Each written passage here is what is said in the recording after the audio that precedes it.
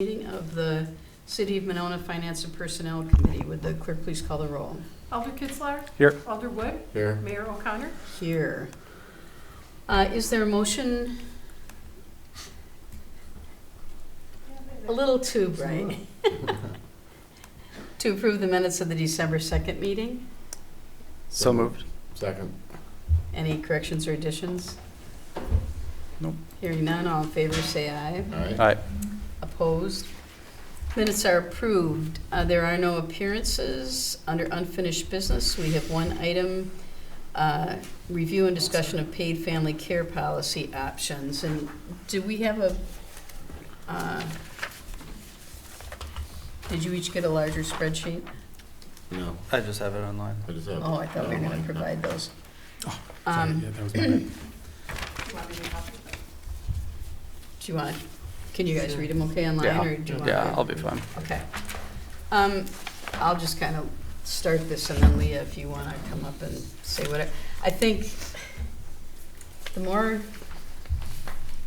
we look into this, as we, as you know, after the last meeting, we decided to go back and look at what we already had and think about the possibility of extending or expanding the number of sick leave days, but they would not count towards this 85-day cap.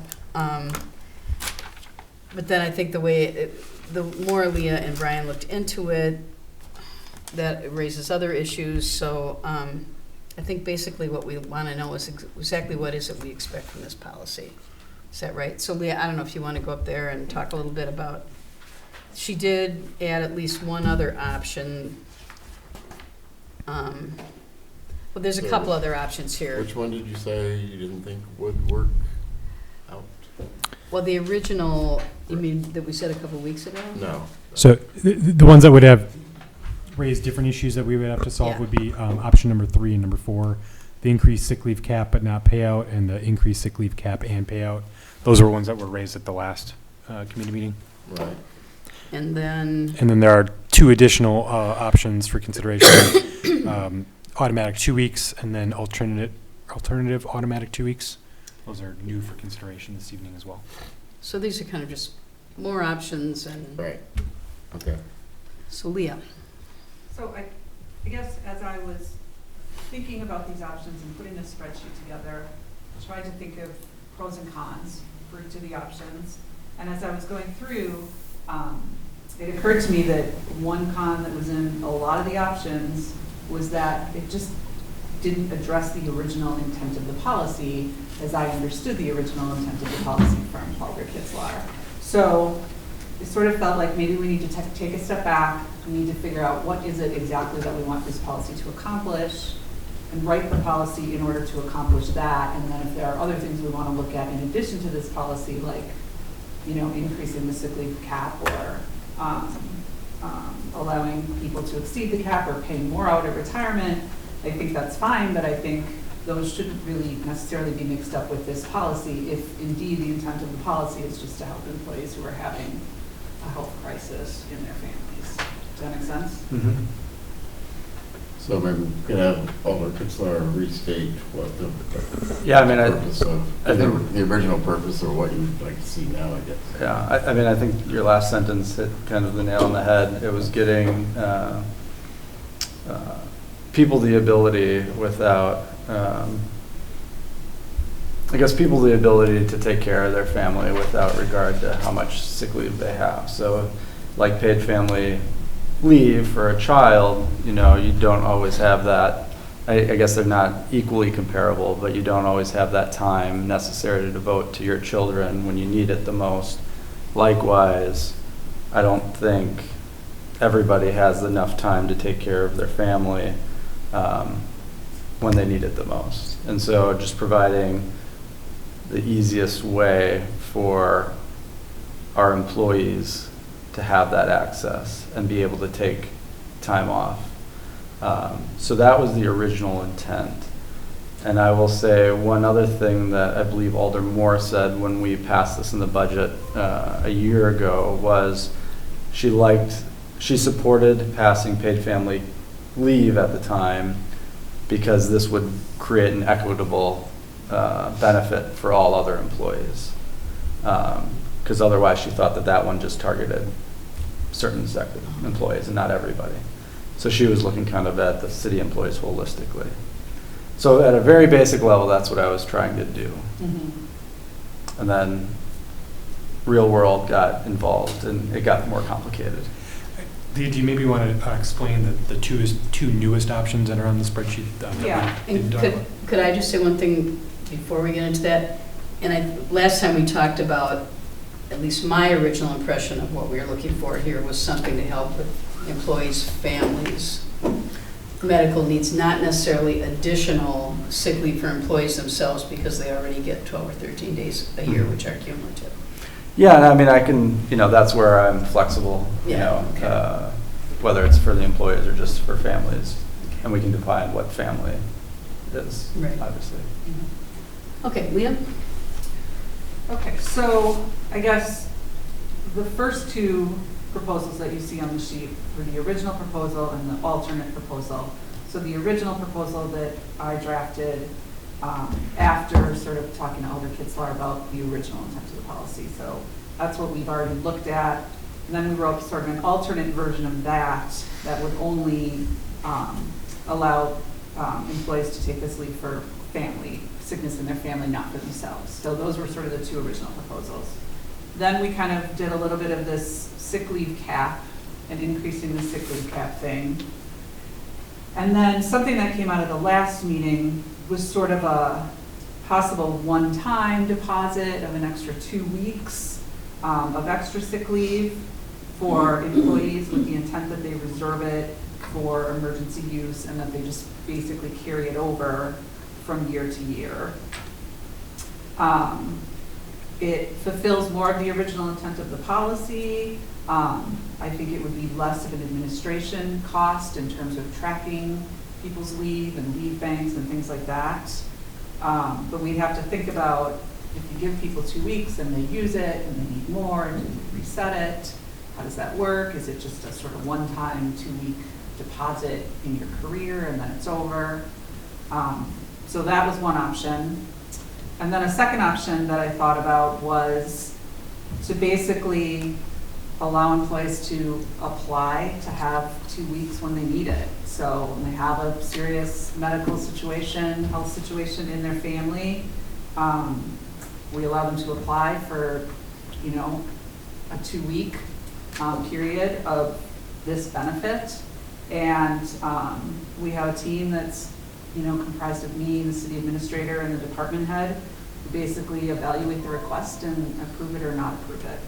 So, I think the pro for that is that, it definitely addresses the original intent of the policy. It may be a little more stressful for employees by having to, actually apply for the benefit rather than just getting it, but it probably would also be less abused by employees if someone felt like they wanted to do that. Be a little more time consuming in terms of just meeting with employees when they request the leave, but tracking and things like that wouldn't really be a big issue. So. Would or would not? Would not for me. No. This is probably an unanswerable question, but it looks like, at the highest, just looking at the data you provided almost 2 years ago now, it looks like 2015 was one of the higher years for FMLA, of which there was 3 people that asked for personal leave. Do you believe that number? So it seems like the average, just quickly scanning, is around 3 for the last 10 years per year. Do you think that would drastically increase and therefore create more administrative work and more meetings by the whatever committee it might be? I wouldn't guess that it would, no. Yeah. Do you think putting this, with your experience with our employees, do you think putting that type of policy in place would actually create more of a headache for them or a worry, or because they would obviously have to share some information with maybe a little larger group? I'm guessing kind of what happens, but it would be a little bit larger group. Do you think that would cause undue strain on it? And they wouldn't therefore apply for it? I think we'd still have to be really careful to balance their privacy needs and not ask more than we need to know, basically, to approve the request. We have I guess, relatively small group of employees compared to other employers, and I think we generally know our employees pretty well, so I don't think it would be a huge privacy issue for people. I mean, I think if you're having a situation in your family, probably your coworkers are knowing and understanding that already, so. I mean, I definitely think it would be, you know, we're not asking them to come to this committee or to the city council or anything, so it's really just a few people. Of all the options, which one would be your, I don't want to say favorite, the one you'd select? Probably this one. Okay. I would concur the last, the newest one that's on the list. And obviously, we'd build a policy around how many times they could apply for it within a certain period. Because the other thing I was thinking, when you're the automatic 2 weeks or something of that sort, you know, originally I was thinking kind of like the paid family leave, you could renew every year. But I was thinking, what's something more of a compromise? Is it every 5 years? But I think whatever year period it would renew would create more work for you because you'd have to review it. And Right. so it seems like this one would hit the intent that I'm looking for. We could create the policy of who's family, defined as family, and who could apply. I'm guessing, well, my thinking it would be similar to the paid family leave where it's you're here a year and then you have this opportunity. I'll think of more questions, but I think this is where I'm leaning. I think it certainly offers a little more flexibility. Yeah. I guess when we think about limiting it to one chunk of 2 weeks at a time, or I know we'd originally talked about 3 days, Mhm. you know, minimum. Mhm. Because sometimes things are like that, you Yeah. know. I feel like with a policy like this, we could be a little bit more flexible in how we allow people to take the time. I mean, if they need to take time in 1-day segments for, you know, cancer treatment appointments or things like that, I think, you know, if we're dealing one-on-one with employees, that's an easier thing to do than trying to, you know, cover that in a policy that needs to apply to everyone for every situation. Yeah, I agree. I think since they're kind of going above and beyond, I think the ability to abuse it would be far less. They would feel more accountability, I hope. Also, kind of to your point about flexibility, this would allow us to review, I mean, anything we can review in a year, but this would be a little simpler than adding, you know, payout leave hours or different things like that. We could sit down and say, this is Yeah. what's working, this is what not. Mhm. And if we think it's not Yeah. providing what we wanted, then we could. And if we don't see people taking advantage of it, that's a whole other thing. Mhm. I think this one might be, yeah, easier adaptable. So, So don't we, you still would have to define what a serious medical situation is? Absolutely. I mean, I need to rewrite this, to write this whole policy from start to finish, so, I mean, we're just beginning it, we're gonna do a new option. I'll need to in any write it case, all. we have to do that. Right. You defined it a little bit on our original proposal we looked at a couple weeks ago, right? So you could, and I don't think that included, for example, maybe migraines, that type of example. Right. It was more serious, so. Right.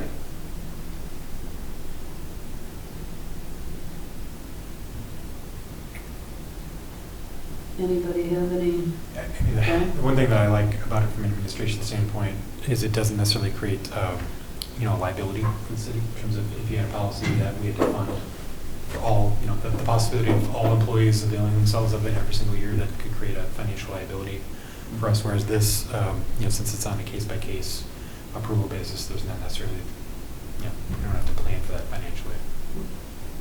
Would we have a liability, though, if we decline or deny somebody that, I mean, I don't know what Bill would say, but do we have any sort of? I wouldn't, you know, we'll confer with Bill before we, you know, bring in the written policy, but I would argue probably not, because the employee would still have their own sick leave bank that they could avail themselves of, and MLFA in itself, they could, if it was a qualifying medical condition. And I think it'll be a lot of work in advance, but as much as we can kind of create some guidelines and parameters for, it sounds like you and the department head to look at it so it is even, and so that anyone who would say, well, you denied me, but you accepted them, Yep. and I think all the better. Mark? I just got a quick, is it for yourself, or is it for family members involved? Which one? Not for yourself, It's just for family. is, I think, what we're, Oh, I'm sorry, are we looking at the very last one? Yeah. It says Or- for themselves or a Oh. family member. oh, it shouldn't say for So themselves. you just want for your family member. Yep. Yeah. Thanks for pointing that out. Yeah, I didn't catch that either. So then, what's the difference really between this one and the original proposal? Because it seems like the main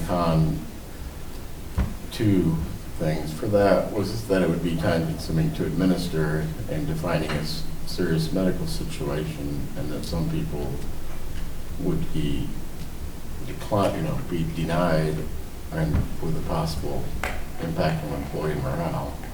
That would all seem to apply to this one. I mean, Wow. you're not wrong about that. I think the original one was more of a, it would automatically give everyone this 2 weeks. Whereas the second option isn't an automatic given. I mean, it really, I think if the employee needs this, they have to seek us out on it, as opposed to just expecting that they'll be able to get 2 weeks.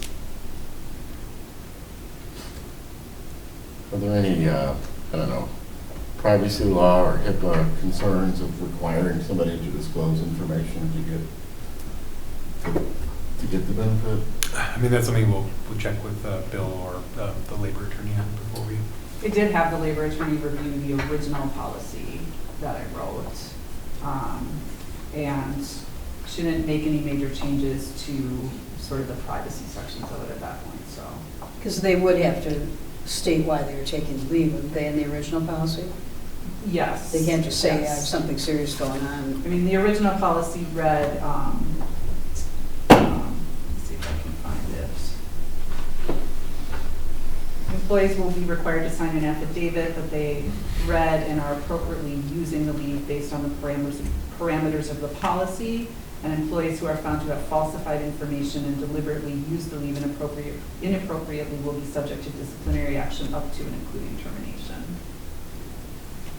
So the original policy did not state that they had to give any kind of information about what they The were original taking policy for? said that they would have to, let's see, so as to keep the employee's personal medical information private and confidential, employees will not be asked to provide more information related to their medical situation than necessary to process the leave Oh, request. okay. So that's how it was written in the original policy, and the lawyer did review that. And I assume that would still be the intent with this. also. Absolutely. Leah, when, step aside from this policy for a second, when somebody applies for FMLA, what type of information do they have to provide in order to qualify for that? Well, we as a city have the right to ask for medical certification of their FMLA leave. It's not something that we often do. It's not something we felt that we had to do in the past. But we have a right to ask for those certifications, and we have a right to ask for updates with the employees' physicians at certain intervals.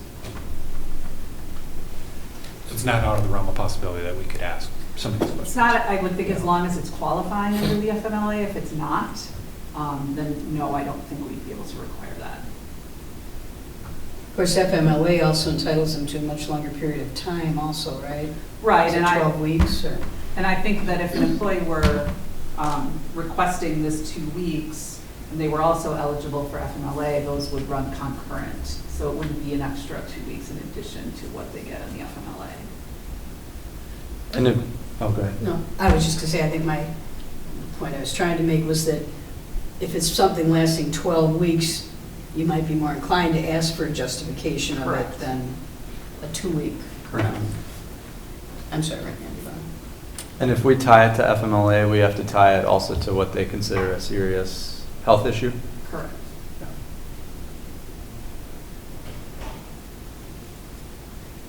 But that said, we could still run it concurrently. We could still run it concurrent, exactly, Okay. but not require that it meets the definition of an FMLA allowance. Okay.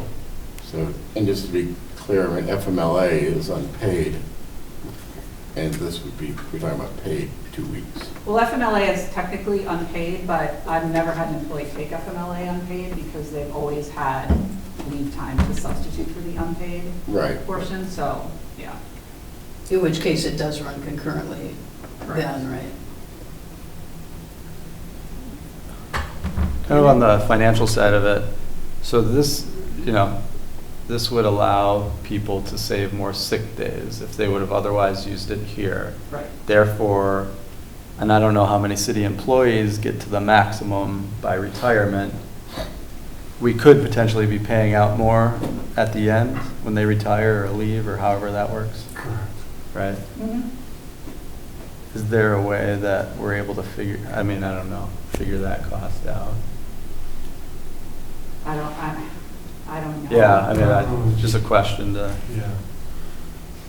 It'd be a tough one to do because you have to work with That's a lot of probabilities and all that assumptions, stuff yeah. on people. okay. We probably have I think 8 people at the cap right now, or 68 people at the cap right now. 68. 6 or 8. Oh, 6. 6 or 8 people at the cap. I mean, we can certainly figure out after the fact, Mhm. Yeah. but We may be all in the home by then, Be what? in the home. Okay. So one last thing, I guess I would like us to come back and revisit this, the cap issue, the cap and the buyout separately. Oh, like possibly increasing that? Right. Because right now, we don't have equity across the board, plus used to be higher. It was lowered quite a few years ago. Was it lowered as part of Act 10? no. No. Before that. Okay. Was it in connection with the recession or just something separate? It was, from that? It was, we did Pat Marsh redid the policy manual, and in that policy manual, that was one of the items that was changed. I believe that was, what, 10 years ago? That was when Rob was mayor. I believe it was actually 2012 that got adopted, Yeah, but I think that I know Pat. those worked on revisions it. started long before that. Yeah. I thought the cap was reduced well before that. So the cap was reduced to Funds. anyone who was employed after 2005 had their cap Right, reduced, but I yeah. believe that was adopted in like 2012. Right. I think it might have been started as early as 2005. Right, but- yeah. And what employees are not at that higher cap? All non-represented employees who were hired prior to a day in March 2005. Oh, gotcha. It's like March 13th or something. So that's a growing number, probably. I mean, the majority of our employees, I guess, the majority of our non-represented employees Yeah. are at that lower cap. And all of our represented employees are at the 840-hour cap. Okay. Any other questions about this? So, do we have a consensus that we'd like to go with this last option? Yeah, I think so. Yes. Let's see how what you come up with there. Okay. Do you have any other questions for us, Leah? Does that give you enough to? I think it gives me enough to go on. If I have questions, I'll just put them in the policy. All right. Thank you very, very much. Yeah, thank you. All right, next item, under new business, item 6A, consideration of resolution 19-12-2387, authorization to proceed with a water rate increase.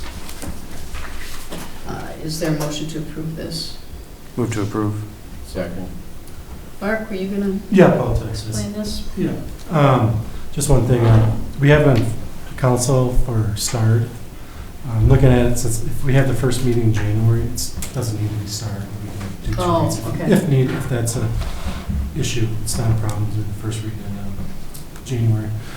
So this water rate increase, what we're doing is, why would we do this? One, I didn't get in the packets, I had it for the Public Works, I forgot to give it to Leah, is there's a debt requirement we have to meet. We have to meet 1.25, if our revenue has to be 1.25 of our debt service requirement. Currently, we're meeting that right now, but with the current borrowing that's coming up related to the new meters that's being installed and some capital projects. We're looking to borrow in between 2019, 2020, $2 million. So when I did projections, including $2 million in our debt requirements, we would not meet that. So we would need to do a water rate increase to meet that requirement. So it's 1.25% Yeah, Oh, of what? your revenue has to be 1.25%. Your net income has to be 1.25% of your annual debt service payments.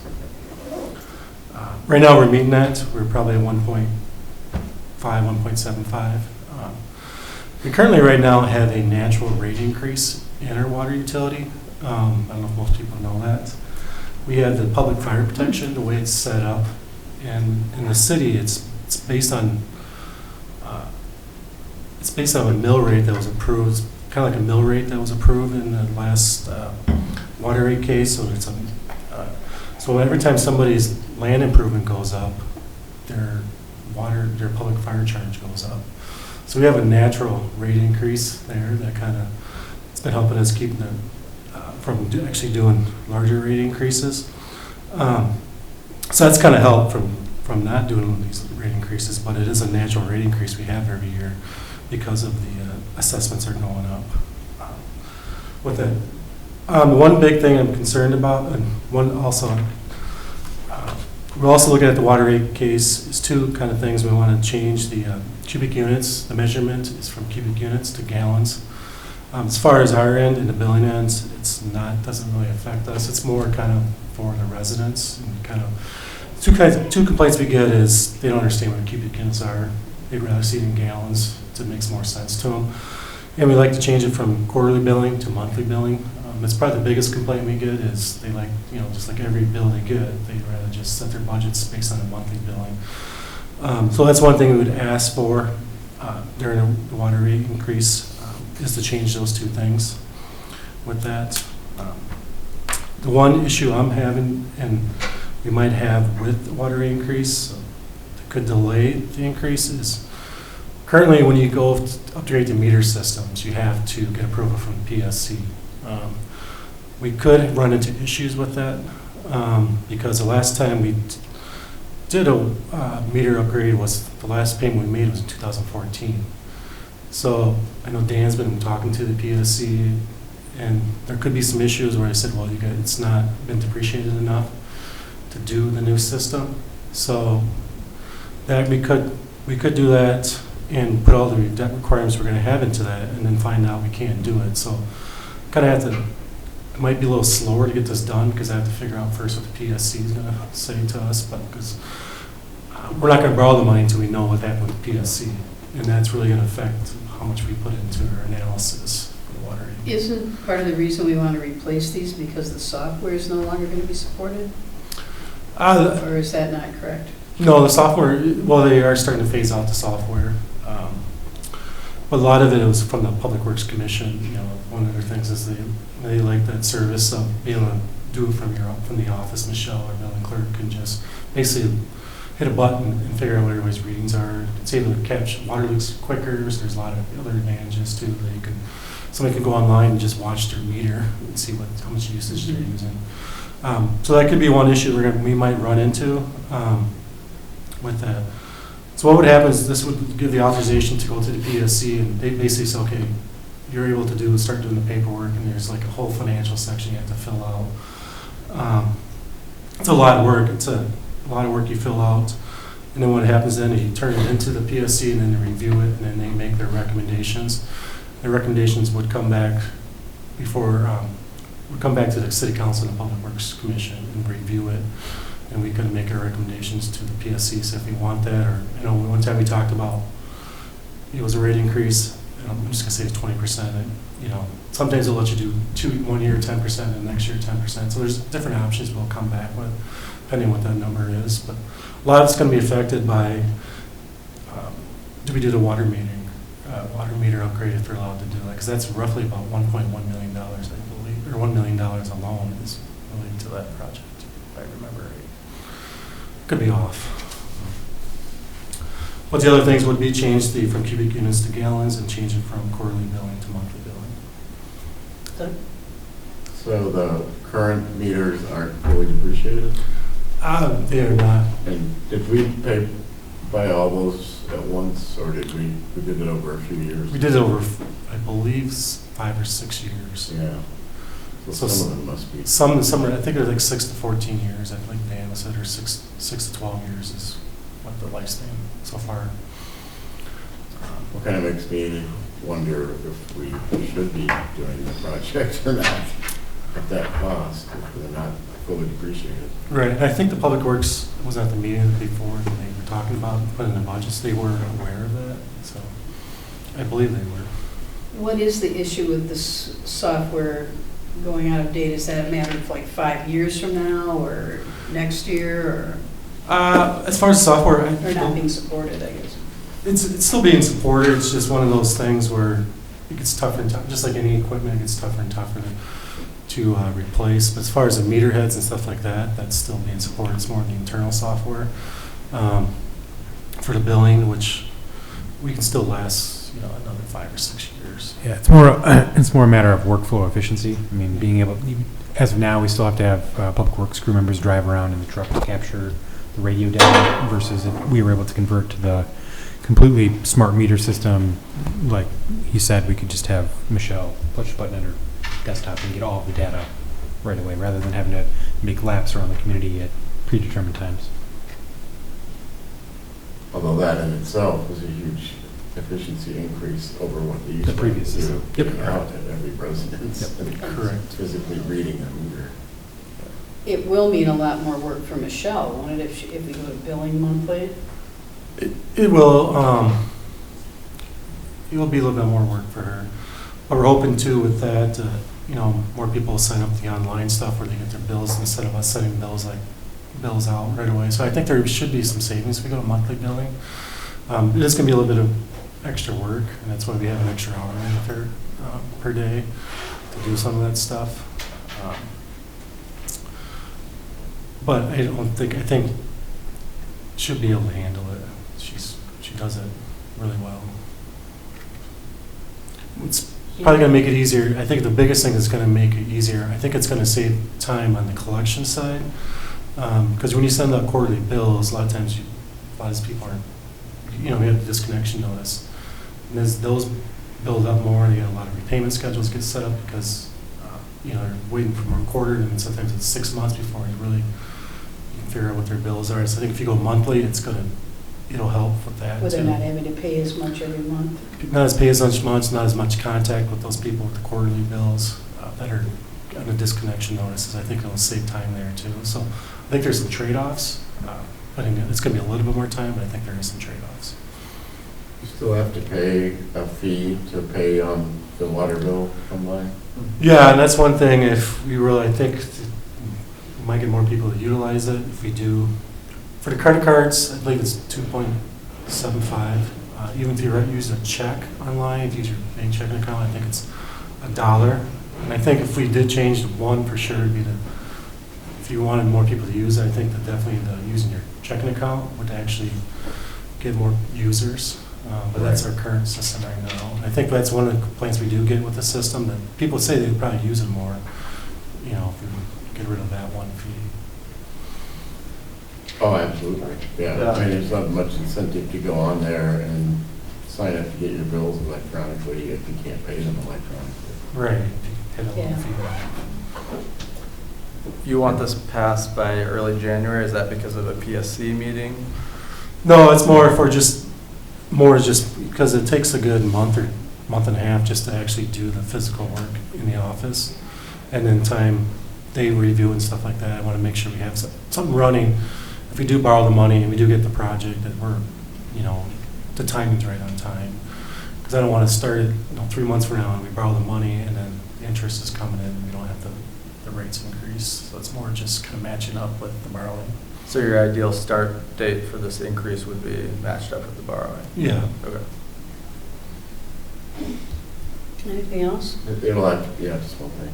It'll have to be a separate borrowing in any event, right? Because we do water bond. It would be, I would assume we're going to use a water. And again, that might be delayed too, based on, we're not gonna borrow until we know what's going on with the Right, PSC. yeah. And a water rate increase doesn't need a public hearing? We will need a public hearing once we get the information from the PS. So the PSC will do their analysis on it, and they'll send us a recommendation at that time, depending on what the council will, we'll have to do a public hearing at that time. So are we actually authorizing the water rate increase, or are we authorizing you to apply to PSC? It's me to apply to PSC and then start doing the actual work. Okay, because I mean, the title of this is authorization to proceed with a water rate increase. So to me, Yeah. that sounds like we're, Oh, no, it's, I should. and I wouldn't want to do that in one read, but for you to apply or get that. It's just apply and I do don't the like actual numbers and get all the meter counts and all that But stuff. the PSC decides what happens with the rate, not us. Right, they'll give us a. Oh, okay. Yeah, I see what you're saying. So this should really say to proceed with an application for a water rate Yeah. increase. Yeah, okay. But we're gonna have to borrow for the McKenna Road? We will, so, yeah, we'll have to still have to borrow for that, and that's where it's gonna get tricky, I think, is we have to borrow for that, for the water portion, where we have the water, or the meter upgrade, so it's all gonna be timing with it all. Because we have to borrow for that, and that's gonna be part of the study too, is McKenna Road, so. That is good, that is a little bit of a challenge. Right, yeah. Anyone else? Well, I guess we have a motion, so all in favor of moving this on to council, say aye. Aye. Opposed? Motion passes. Final item is acceptance of general fund accounts payable checks dated November 28th through December 12th. 2019 documentation of invoices paid is available in the city clerk's office. So, Mark. So I'm just gonna use the page, I guess, so I'll start on page 8 at the very bottom, the page number on the bottom, page 8. ECA Music Entertainment, successful tree lighting, that was the carolers. Very first one. A little further down, Exie Burleson, is Bill Cole's time. Again, EC's general is actually less than the court time, which is usually reverse, so that we're not using Bill as much as we have in the past for general matters. Is that just a charge for like questions or when he attends meetings or different things like that? Okay. I think Or he's written not getting as policies. many phone calls as he used to get. In writing policies and things like that, what would Leah be doing with them? Page 10, Dane County Treasurer, this was the lake barge pickup program that we have. Is that the payment for the entire year? Yes. Because I thought it was going to be more around 6. I'm not complaining, but, I believe that's the only payment for the year. I thought it was closer to 5. I thought did it you? was fine. Okay.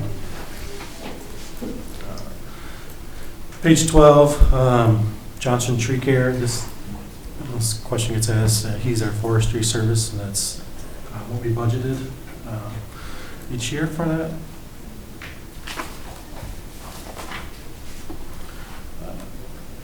Page 14, again, just gonna hit on Strand, the North Winnequa Lagoon they're working on, and leaf credit analysis for us. Page 16, Beaker Arena products, ice skate rack. As you know, the ice skating is open now, so there'll be some costs coming through with the setup. Sorry, really quickly, back to the Strand, the North Winnequa.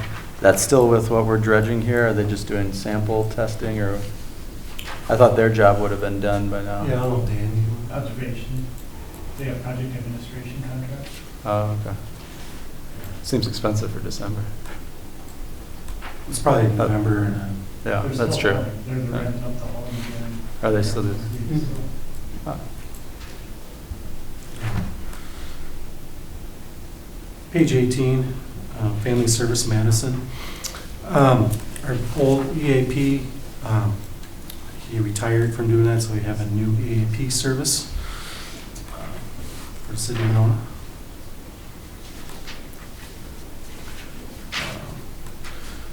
Page 21 and 22 MG&E bills, monthly bills, and then Monona Bank, a lot of credit card activity on here. And that's kind of all I have. Okay, any questions? And- I'm sorry, Mike. Move to accept the accounts payable. Second. All in favor of accepting the bills, say aye. Aye. Opposed? Motion passes. Is there a motion to adjourn? Move to adjourn. Second. All in favor, say aye. Aye. We are adjourned. Thank you.